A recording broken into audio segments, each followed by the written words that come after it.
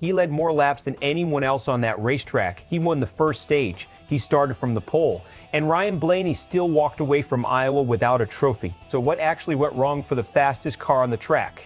And why is Blaney refusing to point fingers?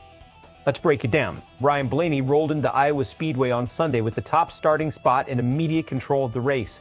He dominated early, banking stage 1 and pacing the field for 129 of the 350 laps, more than any other driver in the entire lineup. But when the laps that actually mattered arrived, Blaney wasn't in the fight for the win. That battle belonged to Christopher Bell and Ty Gibbs, who traded the lead in the closing stretch while Blaney watched from a few seconds back. Final result, third place, a strong day on paper. But for a driver who led nearly 40% of the race, it's the kind of finish that raises real questions. Here's the thing about short track racing. Track position is everything, and pit strategy can swing a race in an instant. Midway through Sunday's event, Blaney's team made a call that's now getting picked apart. They took 4 tires on a stop instead of the 2 that some rivals chose. 4 tires generally means better grip in the long run, but it also means more time in the pits, and on a tight quarter-mile bouldering like Iowa, seconds lost on pit road are brutal to recover. That single decision is exactly what NBC's Dave Burns pointed to in his post-race interview, essentially asking Blaney if that pit call was the moment his championship-caliber day started slipping away. And this isn't happening in a vacuum.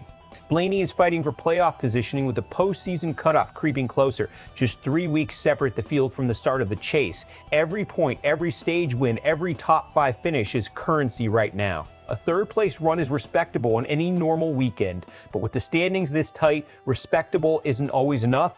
Let's get into the strategy, because this is where the story actually lives. Blaney had a legitimate opportunity to control the entire race from front to back. Leading 129 laps isn't luck. That's a car and a driver operating at a different level than the rest of the field for most of the afternoon, so the 4-tire call becomes the swing question of the day. Was it the wrong move? Not necessarily. 4 tires typically pay off over a longer run. Better grip, better tire life, better positioning for a late race charge. The logic is sound in theory. The problem is short tracks like Iowa punish any hesitation on pit road immediately, and track position at a track this tight is almost impossible to fully call back once it's gone. What's notable and honestly refreshing is that Blaney isn't hiding behind that decision. He flatly said he doesn't believe that pit stop was the turning point, and instead credited Bell's number 20 and Gibbs's number 20, 54 cars, for simply having more speed in the second half of the race. That's not a driver dodging accountability. That's a driver being honest about getting beaten straight up. From an analytical standpoint, that matters.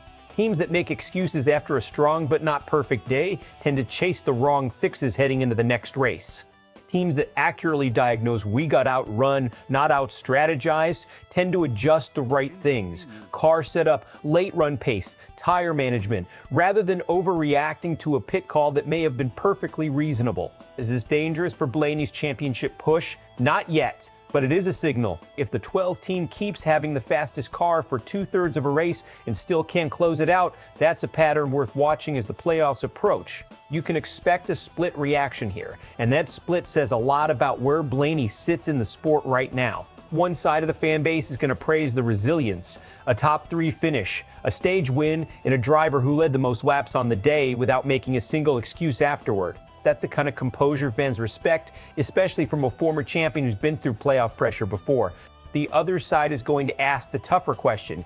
If you're the class of the field for over 100 laps, shouldn't that translate into a win more often than not? Analysts covering the Cup Series will likely zero in on that 4-tire call as a talking point for days, even with Blaney downplaying it himself. Either way, this result keeps Blaney in the conversation, and in racing, staying in the conversation heading into the playoffs is never a bad thing. So where does this go from here? 2 scenarios. Best case, Blaney carries his speed straight into Richmond, a track he's already said has treated his team well recently. He converts that pace into an actual win, locks in serious playoff momentum, and this Iowa result becomes a footnote, the race where the team figured out the final piece before catching fire in the chase. Worst case, the pattern repeats. Blaney's car is fast enough to lead laps and rack up stage points, but strategy or late race execution keeps costing him the finish line. If that happens at a track like Richmond too, questions about this team's ability to close out playoff races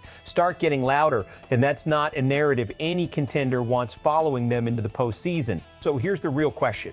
Was that four-tire call the smart long-term play that just didn't pan out? Or was it the mistake that cost Ryan Blaney a win he already had in hand? Drop your take in the comments. Tires or track position? Which one wins at Iowa? And if you want the sharpest NASCAR breakdowns before anyone else covers them, make sure you're subscribed to SportsWire USA. We'll see you in the next one.